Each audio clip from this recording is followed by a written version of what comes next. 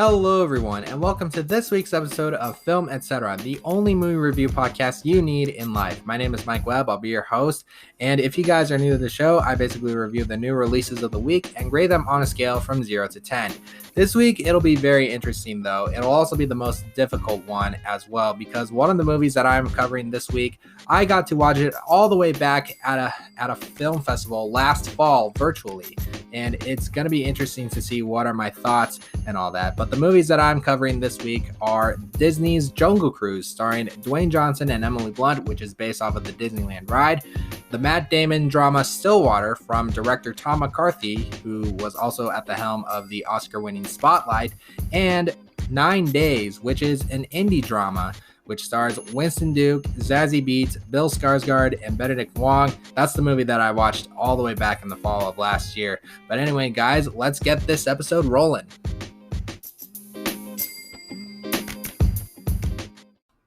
Before we begin, in case you guys are new to the show or just need a little bit of refresher, I do want to leave you all with a warning. I am autistic. I've been diagnosed with high-functioning autism since I was 4. So you may hear the way I phrase my words. It can be off. It can get jumbled up here and there or whatnot. But I hope you all forgive me. So thank you all for listening, and let's get on to the episode. Jungle Cruise is the latest Disney film to be based on a Disneyland theme park attraction. Yeah. It is directed by Spanish director Jaume Collet Serra, who's perhaps best known for directing horror movies, including the 2005 remake of House of Wax, the 2009 film Orphan, and the 2016 shark film The Shallows starring Blake Lively, as well as directing the Liam Neeson thrillers Unknown, Nonstop, Run All Night, and The Commuter. He is also directing the upcoming superhero film Black Adam for DC, which also stars Dwayne Johnson. The film takes place in the 1910s, where Dr. Lily Howden, played by Emily Blunt, retrieves an ancient arrowhead that could be the key to locating a mythical tree known as the Tears of the Moon in Brazil, in which the petals can cure any illness, heal all injuries, and lift any curse. This also captures the interest of a German aristocrat named Prince Joachim, played by Jesse Plemons, who wants to use the tree's power to aid Germany in the war. From there, Lily and her brother McGregor, played by Jack Whitehall, travel to Brazil, where they meet Frank Wolf, played by Dwayne Johnson, a cut-rate river guide who also fakes dangers to tourists. When he reluctantly agrees to guide the Howdens to the tree, evil and danger lurk up ahead, not only by the German prince, but also 400-year-old cursed Spanish conquistadors led by Don Aguirre, played by Edgar Ramirez. It is up to our fellow heroes in search of this mythical tree from all this like supernatural and animals alike along the river as well. The film also stars Paul Giamatti and Veronica Falcone. So anyway, the way I was describing this movie and all that stuff, it sounds like it's ripping off a bunch of movies that you may or may not have seen before, whether it's like the Errol Flynn movies or The African Queen, and to some extent, Brendan Fraser's The Mummy, Raiders of the Lost Ark, Pirates of the Caribbean, yada, yada, yada. Yeah, this movie was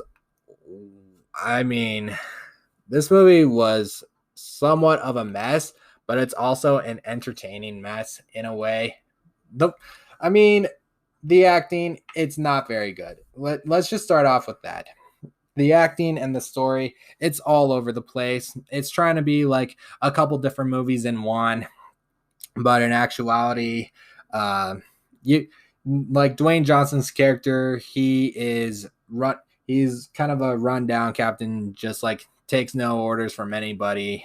He has this like CGI Jaguar who just like is kind of like a pet on board, something like that. And he's owed a lot of money to Paul Giamatti's character, who plays an Italian stereotype, but I wouldn't call it an Italian stereotype because Paul Giamatti is Italian descent. But yeah, just the way all these characters play out. I think the one who's like most convincing out of all of them is Emily Blunt. But even she has very little to do. Just like this like rough and tough woman, archaeologist or something like that. Well, not actually archaeologist. She says she's a doctor of botany, which is probably the most odd like career opportunity when you're also trying to become like an explorer or something like that. She also has her brother. This is Jack Whitehall's character, who's like rich and very careless, but he's also scared to death of many things or whatnot. He is also whether like it or not, the first explicitly gay character in a Disney movie. I mean, you can see little bits of LeFou and the live action Beauty and the Beast, or the female cop and Onward, just like little hints and was like, oh, they're gay. But this is the one where he kind of explicitly comes out as gay in the movie. Now, I'm not saying this as like an offense or anything. I don't want to offend anybody in general. I'm just letting my own opinion slide out. I don't want to hurt anybody's feelings, okay? Yeah, the brother character, he's not only the gay character, but he's also like the comedic relief. And in fact, almost all the jokes in this movie don't land. He and Dwayne Johnson's jokes, they're just very like dumbed down. They're like jokes like you get, but they're just very lackluster and not very funny at all. This movie is heavily bloated with CGI. Oh my goodness. It's like very like noticeable, and you're just looking at this artificial world, and it somehow just like doesn't make any sense. Like it just doesn't feel realistic at all. It's very like jarring to look at. It's very noticeable in some areas, but yeah. And then you have this like backstory when you figure out who Dwayne Johnson's character really is, which I won't spoil if you haven't seen it. But when you find out, it was like, oh no, we're going this route and all that stuff. But yeah, and well, I actually did see it coming a mile away. Um, I would probably say, I don't know, but at least the movie is like oddly entertaining to look at. Like it does what it says to do, whether or not you would enjoy this movie. But yeah, there's like some odd like entertaining scenes. Like there's this one scene early on in the film where they're trying to avoid Prince Joaquin's submarine. This is Jesse Plemons' character, and they just like have to like get rid of a torpedo that's like coming towards them or something like that. That is probably like the most entertaining scene I would find. But yeah, this is very odd. You set up Prince Joaquin's character, Jesse Plemons' character, as this main antagonist, but then all of a sudden you get these like cursed Spanish conquistadors that show up later in the movie, and then all of a sudden Jesse Plemons is somehow reduced to a secondary antagonist role, and then like who is really the main antagonist overall? Is it the cursed Spanish conquistadors, or is it the ruthless German Kaiser? The son of a German Kaiser, I would say. But yeah, this movie was was kind of a mess. I would say it's a mess, but it's an entertaining mess. I will point it at that. Yeah. But anyway, oh my goodness. Like you know where this story is gonna go. It's super predictable. Super predictable. I mean, I don't want to go on about this movie for too long, but yeah, this movie cost $200 million to make, a little over 2 hours long. They should have like cut the budget to this by like, I don't know, 125 million, like tops. Like no, it should not like go beyond that. But at least Dwayne Johnson and Emily Blunt, I do like their chemistry in it and all that stuff.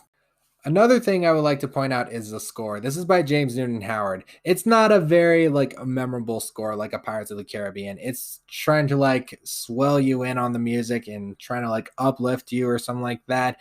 And it's trying so hard to do. I watched this movie again with my family, and there's like one point where the score just like swells up and it just feels out of place, and all of a sudden I looked at them and was like, since when did the score become so heavy metal for some odd reason? I don't know. That score alone, it just was I don't know, kind of off-putting in a way. This movie, I was very hesitant watching it because I mean, movies based on Disneyland theme park attractions, they're they're like hit or miss, I would say. I think mostly misses overall. The first Pirates of the Caribbean was something completely interesting, and then people were like, "Oh, something like this can be done." And then they had the Haunted Mansion with Eddie Murphy, which is not good.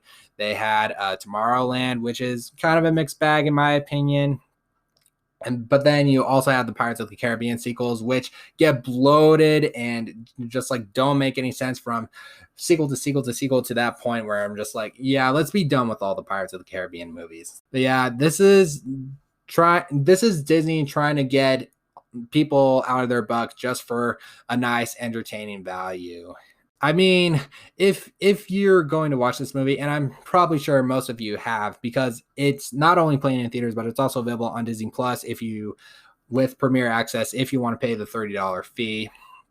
But from the people that have seen this movie, well, at least closer to friends and family of this, I'm in like the vast minority. Like everybody else that have seen this movie, they pretty much liked it. Like they thought it says what it has to do. It does what it needs to do. But overall, I wanted more Paul Giamatti. I wanted him to be the secondary antagonist instead, and just have him and Jesse Plemons just like form this like bond or something like that. But yeah, I mean, I want more Paul Giamatti next time. And then if they make a sequel, I want more Paul Giamatti. But overall, I wanted to like this movie, but I ultimately it just left me cold. It's entertaining in its own right, but in terms of a story, it does nothing new. It feels very hollow, and I was majorly disappointed. But yeah, anyway, those are my thoughts on Jungle Cruise. Again, it is playing in theaters and is available on Disney Plus for $30. But anyway, guys, that's it for my thoughts on Jungle Cruise. And now let's get to Stillwater. Stillwater is the seventh feature film from co-writer-director Tom McCarthy, who previously helmed the dramas The Station Agent, The Visitor, Win-Win, and the Oscar-winning Spotlight, as well as the Adam Sandler comedy drama The Cobbler and the family film Timmy Failure Mistakes Were Made. The film stars Matt Damon as Bill Baker, a blue-collar worker from the titular town in Oklahoma who travels to France to help his estranged daughter Allison, played by Abigail Breslin, who's currently in prison for a murder she did not commit. In the midst of this, he enlists the help of a theater actress named Virginie, played by Camille Cotton, who helps Bill trying to find possible answers to free his daughter. The film also stars Deanna Dunnigan and Lilu Xiaovand, who plays Virginie's 8-year-old daughter, Maya. Now, to tell you this is loosely based off of the Amanda Knox story. For those of you who don't know who Amanda Knox is, she is an exchange student from America who was studying school in Italy, and she was involved in a murder that she did not commit as well, and she was serving prison time in Italy as well. This is basically a loose interpretation of that, and even Amanda Knox herself just like personally denounced the film and its creators, telling the story is like completely wrong and all that stuff. And I'm just like, well, Hollywood's been making movies that are just like inspired by like those true events and all that stuff. And in actuality, nobody really cares unless if you're like super political, but I'm not super political and whatnot. But yeah, that I just want to get like my 2 cents on that and what this story and what it's based on over in general. But yeah, I don't want to get too involved in that. But anyway, I think this is Matt Damon's best performance since The Martian, in my personal opinion. He is he plays this blue collar worker who's like a recovering addict and recovering alcoholic and whatnot. And he's trying to do the best. You find out like 15 minutes in, like he's like done this before, visiting his daughter in prison who's in Marseille.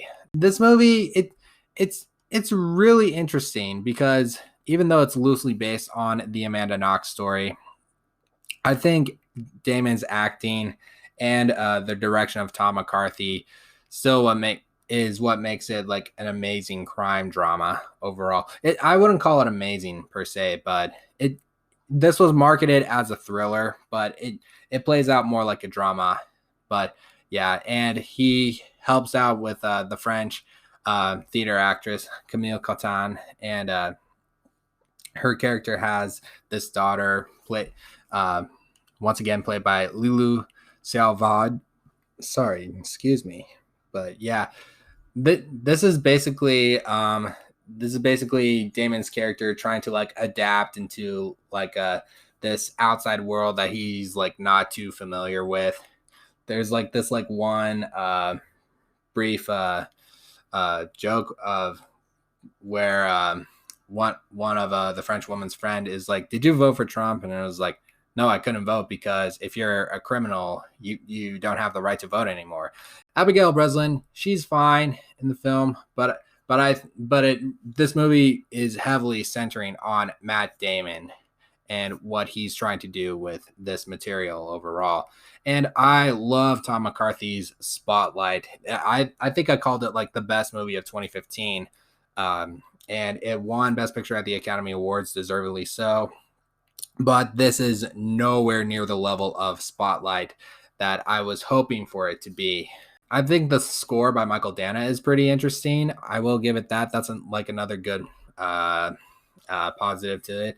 But the movie is really long. It's like almost 2.5 hours, and it feels like I was in there for like I don't know, 3. The story, it's kind of all over the place. It's trying to be like a couple different movies as well. Kind of like how I mentioned Jungle Cruise was a couple different movies, and then Stillwater is trying to be a couple movies. Is it trying to be a thriller? Is it trying to be a family drama?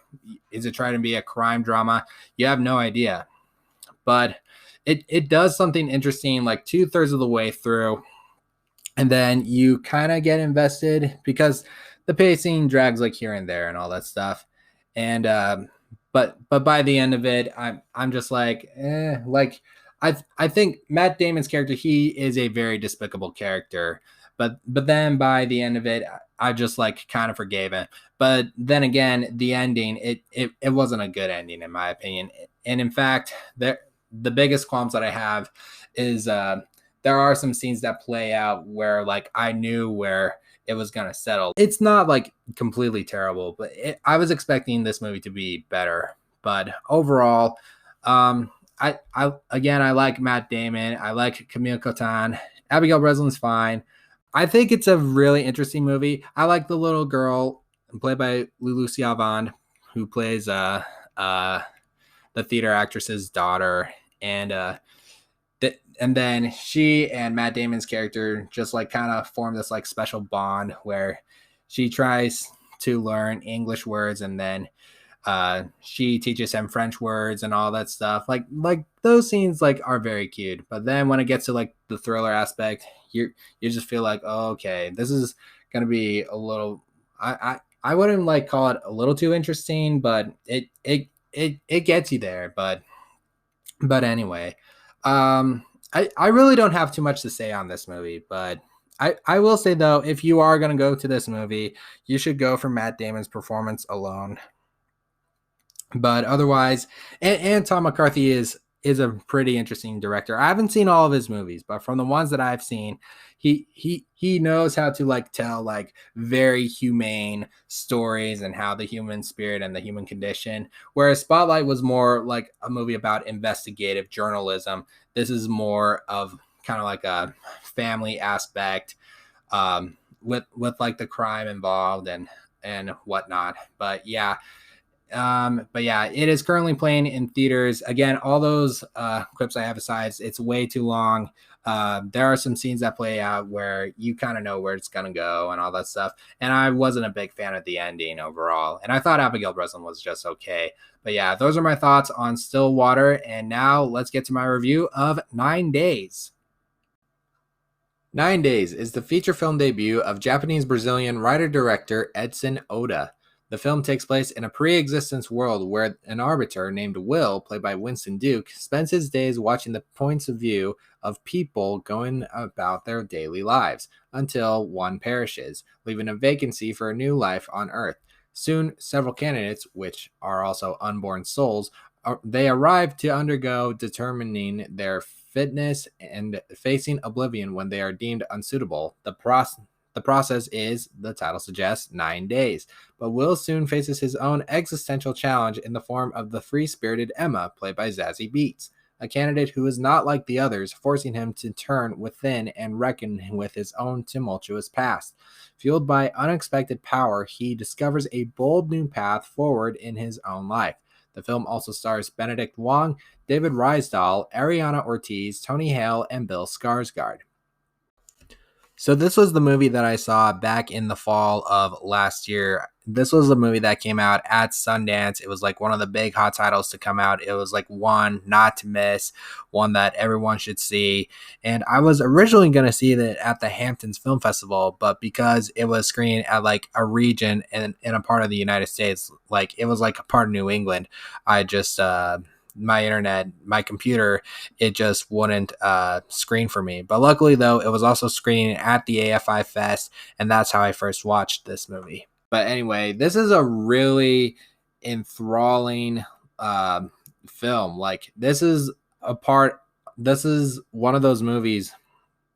This is one of those movies where we rarely like see like we've seen movies that deal with like the afterlife, whether it's like Albert Brooks's Defending Your Life or Hirokazu Koreeda's Afterlife, which I haven't seen both of those movies, but they are in the Criterion Collection. I believe Afterlife will be coming out this month on Blu-ray, but it's also having like similar themes to Pixar's Soul in terms of like with both the afterlife and then the pre-existing world and all that stuff. But pre-existing as a main topic is really interesting and hasn't been dealt with all that often. But yeah, it's a really enriching concept. It is ethereal. It's a very interesting movie. I'll say it at that. The way you see Winston Duke's character seeing all those lives, these point of views, how they're all played off. They're like through VHS tapes, and you get to see all the point of views of like a couple different people, including one that he like cherishes so much, but then somehow sadly gets involved in in some type of accident, I would say, without going into too much detail. But this is I'm going to keep saying the word interesting a lot because it's a very interesting movie. When I first saw it, the biggest issue that I have, and I am determined to see this movie again at some point in my life, but the first time I watched it, the biggest problem that I had is that it is a slog. It's a little over 2 hours. It felt like I was watching a movie that's like 3 hours long, but I think that is done deliberately just to like experience like how all the characters are going through and whatnot. You get to see some of the candidates like Tony Hale and Bill Skarsgård and Zazie Beetz and all that. And Zazie Beetz is the free will spirit of them all. Bill Skarsgård is like determined on whether or not if having a life on Earth is very meaningful. There's a character played by Benedict Wong who I wouldn't call like a drifter, but he just like appears in and out from time to time and all that stuff. I would like to see a little more characteristics from that character in general. But yeah, the acting is extraordinary. The direction is amazing. This won the screenplay award at the Sundance Film Festival, and it's a really good script as well. But yeah, you get to feel the heavy emotion and all that stuff just like go through your soul. And this is a movie that can just like reconfigure what you think about life in general. But yeah, this is a really, really interesting. I'm going to say the word interesting again and over again as I'm doing this review. But yeah, it's incredible. But again, the pacing of the film, just like it was like a slog, and I was like somehow bored by it when I first watched it. But looking back upon it, I'm thinking to myself, yeah, I have second thoughts, and I think it does it deliberately enough. And I think Benedict Wong's character, who actually got a Indie Spirit nomination for this movie, which is somehow strange because they the Indie Spirit Awards, they nominate movies that have not gone out to the general public, and they just like nominate them for some odd reason. It's very weird. But yeah, it's a very powerful. You can get emotional at times while watching this movie. But Winston Duke, he can like act. Like, for those of you who don't know who Winston Duke is, he plays M'Baku in the Marvel Cinematic Universe. He was in Black Panther, and he had small roles in Avengers Infinity War and Avengers Endgame. And he also played Lupita Nyong'o's husband in Us, the Jordan Peele movie from a couple years back. And even though I think Us is a better movie, I think this is Winston Duke's best performance acting-wise. He is... I think saying the word tour de force just sounds like a cliche, but it's probably his best work as an actor, in my opinion. There's a final scene where he just recites a Walt Whitman poem, and it's just it just shows how incredible he is. If you're going to see this movie, go for Winston Duke alone. Zazie Beetz is really interesting as well, an interesting character overall. I would like to give like a little more acting on her, just like a little more line delivery, just to like have a little more meaningful aspect in a way. But yeah, I mean the further that I'm like ecstatic to see, I mean I do want to see this movie again.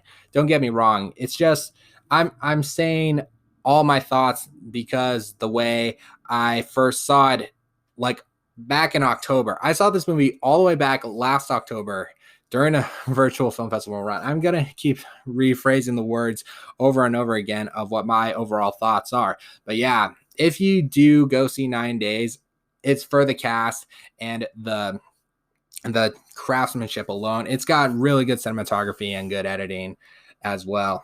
But yeah, and a good production design as well. Like there's a couple points where he just like makes some of the candidates' own dreams and just uses like a drape, and there's like a projector going on. Like it's really interesting. But yeah, check out 9 Days if you haven't. It is currently playing in New York and LA, but it will expand nationwide this Friday. But anyway, guys, those are my thoughts on 9 Days. And now let's start our review roundup. So if you guys are new to the review roundup or you need a little bit of refresher, I grade the movies on a scale from 0 to 10. If I give a movie somewhere between an 8 to a 10, it is a high recommendation. Somewhere between a 7 to a 7.9, it is still a recommendation, just as not as high as an 8 to a 10. Somewhere between a 6 to a 6.9, I would say it's fine to just mediocre, not mediocre, but just okay in general. 5 to 5.9 is mediocre, or just like average, middle of the road, if you want to call it that. And if I give a movie somewhere below a 5, I would just not bother. Just like don't watch it in general. But anyway, 9 Days. I initially gave the film, when I first saw it at AFI Fest last October, I initially gave it a 6.5 out of 10. But now I'm upping it the more I think about it and how interesting the filmmaking is overall. Again, I'm going to see this again and have a different take on it sometime soon, but I'm going to up it to a 7.5 out of 10. And it's probably the pick of the week, I would say. Again, it's only currently playing in New York and LA, but it will expand this Friday nationwide. Stillwater, I would probably give a 6.5 out of 10.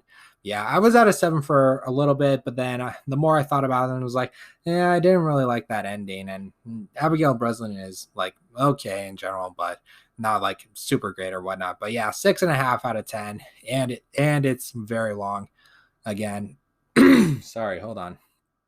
And then Jungle Cruise. I mean, this was like a complete mixed bag overall, but it's like an entertaining mess of a movie. Like it does what it needs to do on the box, but overall it did nothing new. But at least the charisma of both Dwayne Johnson and Emily Blunt kind of kept this movie from being completely bad. And for that, I give it I'll give it a 5 out of 10, just like split down in the middle overall. So yeah, those are the new releases for the week. And now let's end the show and call it a day.